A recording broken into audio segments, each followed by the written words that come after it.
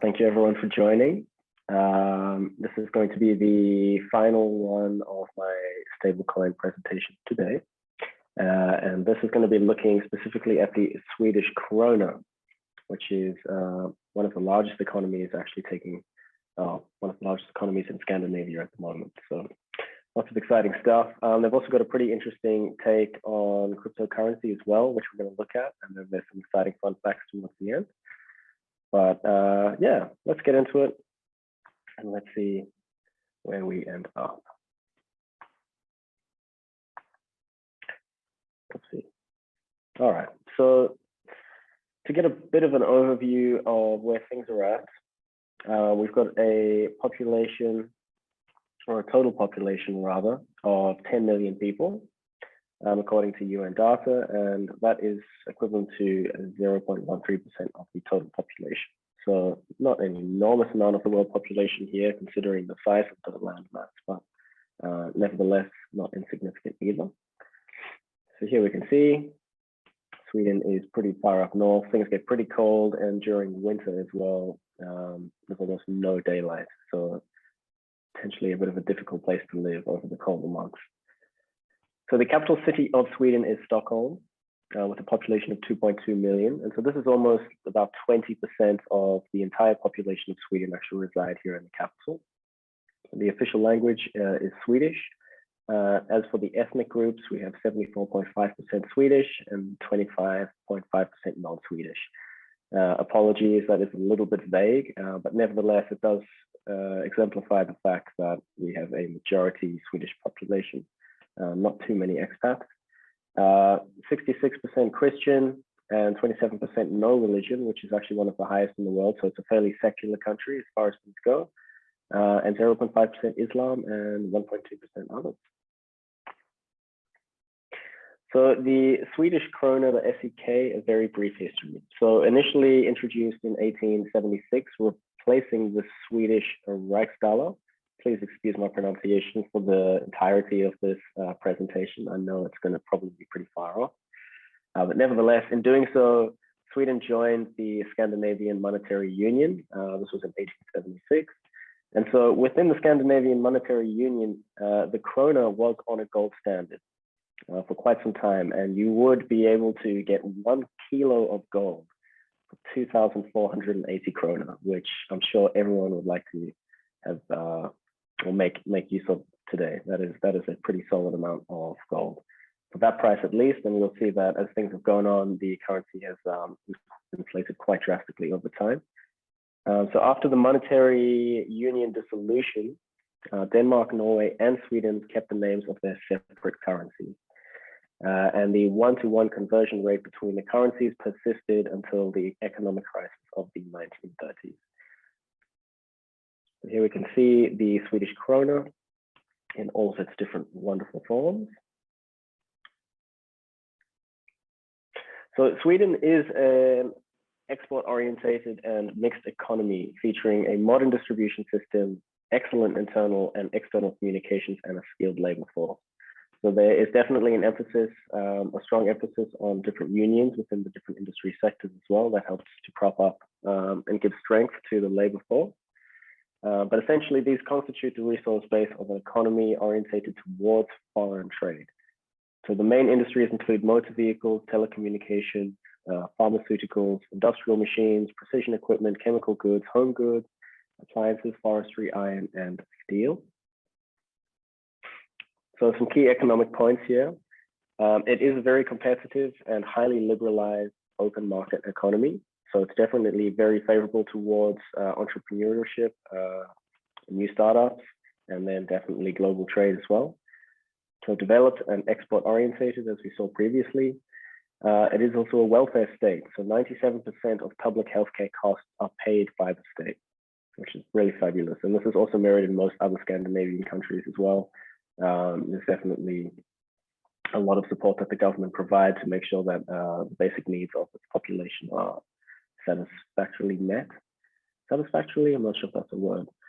Are met, yeah, you know what I mean. So the vast majority of Swedish enterprises are privately owned. However, there is also actually some government ownership taking place in lots of larger corporations as well, which we'll see soon. And the main industries: iron and steel, precision equipment, pulp and paper, processed foods, motor vehicles. And the average salary is $40,000 per annum. And a typical worker only receives 40% of his income after tax wedge. So 45% of the GDP is taxes. And in fact, Sweden does represent one of the countries in the world with the highest tax bracket, especially depending on how much you're actually earning, which is pretty extreme, but nevertheless does probably aid to a high standard of living for most people.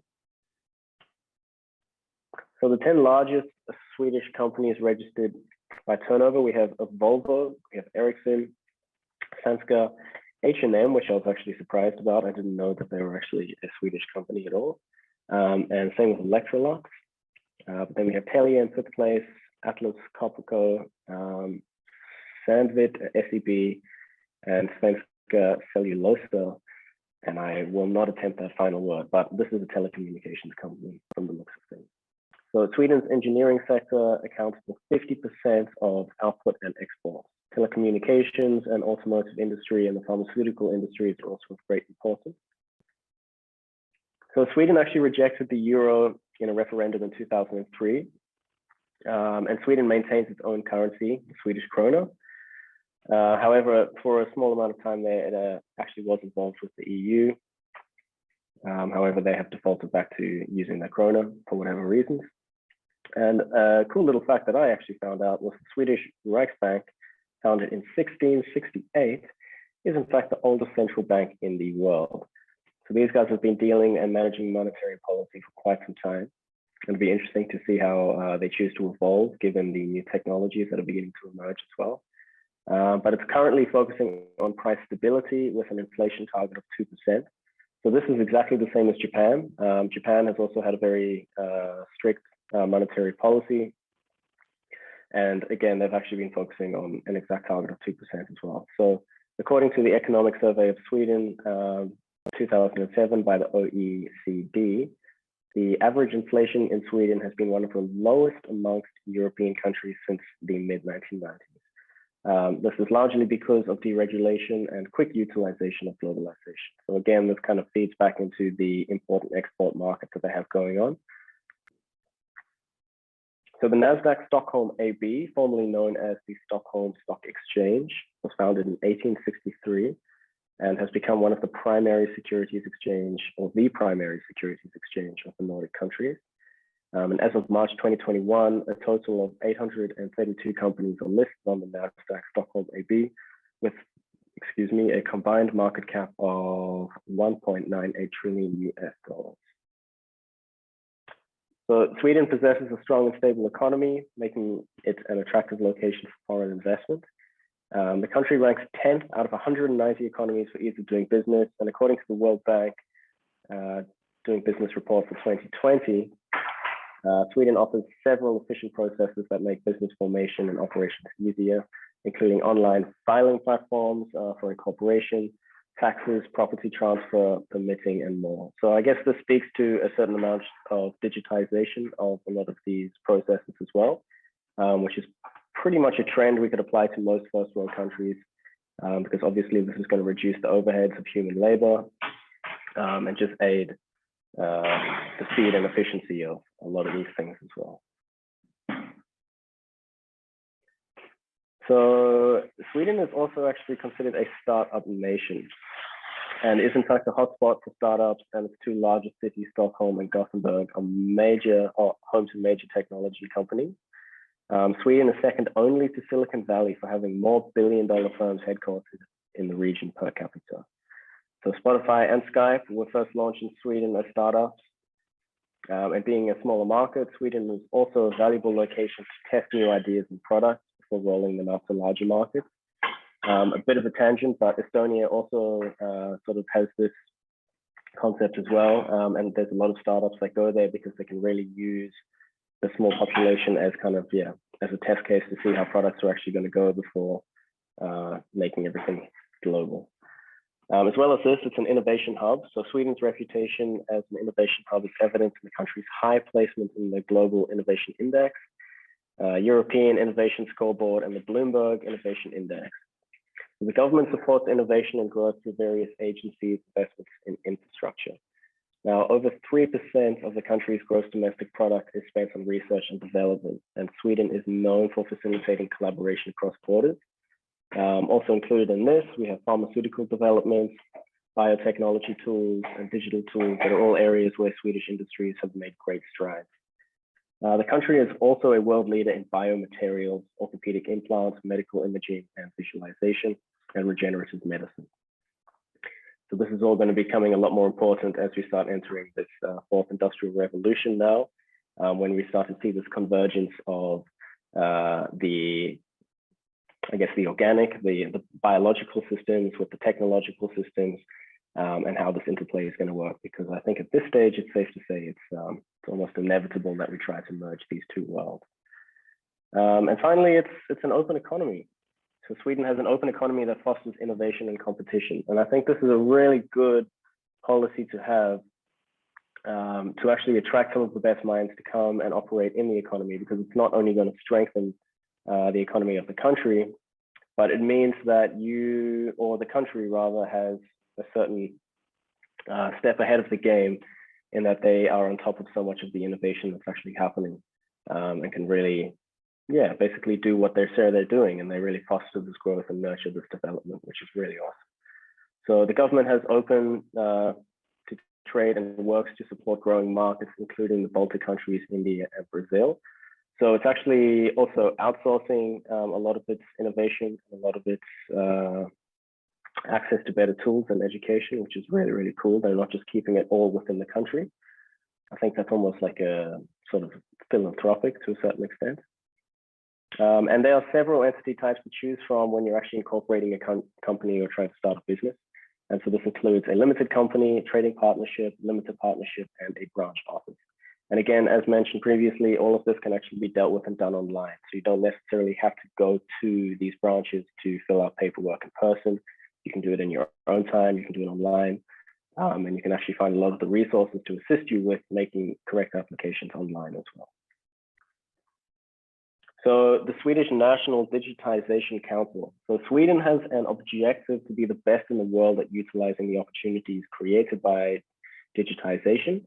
And for this reason, the government established the Swedish National Digitalisation Council in the spring of 2017. So this essentially, the National Council's undertaking is to promote the implementation of the government's digitalization strategy. It consists of leading experts from universities, private and public sector, and one office under the leadership of the Minister for Digital Development. So the strategy is based on 5 interim objectives. That is digital competence, digital innovation, digital security, digital infrastructure, and digital management, which essentially touch on basically most of the major points, most of the major value adds that we can actually see with digital innovation as well.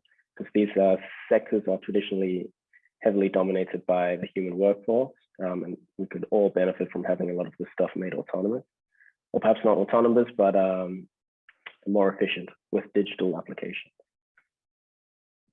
So the perception of cryptocurrency in Sweden, what's interesting is Sweden is in fact the world's most cashless society, so less than 10% of all payments still use cash. This is actually huge, and this is really going to put them quite ahead of the game, I think, in terms of digital currency adoption. Still, public adoption of cryptocurrencies is slow as the legal framework has conflicting laws and contradictory policies. So this is mirrored across most jurisdictions at this point in time. I think a lot of the traditional financial regulatory bodies are still trying to make heads and tails of exactly what needs to be regulated, how to even classify some of these assets as well, because there's so much innovation happening in the space. But nevertheless, we'll see how things will pan out. And banks regularly refuse private persons and businesses to open an account if they were to involve cryptocurrencies as well. So this will obviously need to change, but it doesn't necessarily stop cryptocurrencies from outside of the country being traded inside the country. However, at this stage, less than 5% of Swedes owned or used cryptocurrencies in 2020. So Sweden's financial regulator, I dare not even try to pronounce that. Let me just call it the FI for now.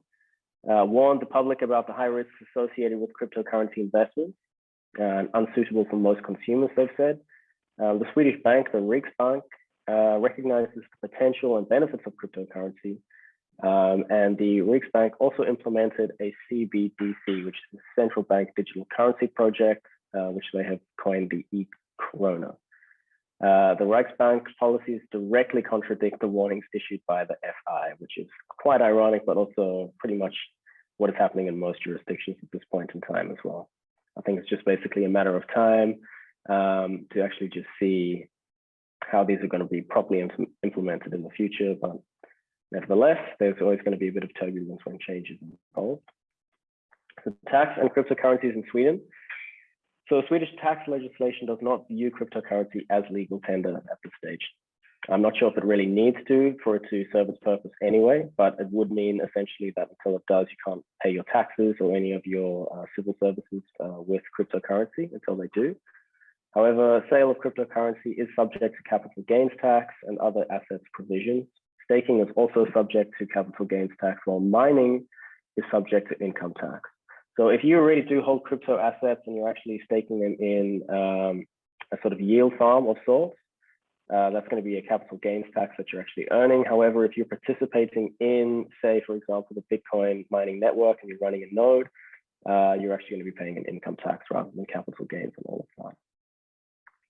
So here's a fun fact. A convicted and jailed drug dealer is being paid 1.5 million in BTC after an error from prosecutors was uncovered. So 2 years ago, prosecutors used fiat value of illegally obtained BTC to make the initial case. And now Sweden will have to pay the difference after 2 years of inflation. So what was originally a fine of $100,000 was paid with 3 of the 36 Bitcoins, and there's a remaining 33 Bitcoins yet to be paid out to this criminal. So he must be pretty stoked waiting for that. And so here we come to the SEKU stablecoin by unit. So there's going to be 100,000 SEKUs as a total supply, the ticker SEKU, obviously. And I guess one of the key points here, one of the key differences with the stable tokens that we're actually issuing is that rather than collateralizing the token with fiat, it's done very transparently, actually using digital assets, things like Bitcoin, Ethereum, Polkadot, etc. And so we're not going to go too deep into this because it sort of goes beyond the scope and actually requires a little bit more time to get into all the nuts and bolts. But we will be diving into stablecoins with a bit more detail later on. But at least for now, as an example, let's say you buy 50,000 SEKUs using Bitcoin. And to serve the example, say Bitcoin is worth 50,000 Krona. So therefore, the SEKU token is 1-for-1 backed by the Bitcoin you've just used to actually purchase it. However, if the Bitcoin actually increases in value, say it doubles and it gets to 100K, as an SEKU token holder, I don't actually capitalize on any of that upside. The SEKU token bank simply becomes over-collateralized and therefore just aids long-term stability and longevity of the coins as well. So anyway, more on this a little bit later, but for now, I will open up to any questions that you guys have. Feel free to fire them away. And yeah, thank you so much for your time and for watching.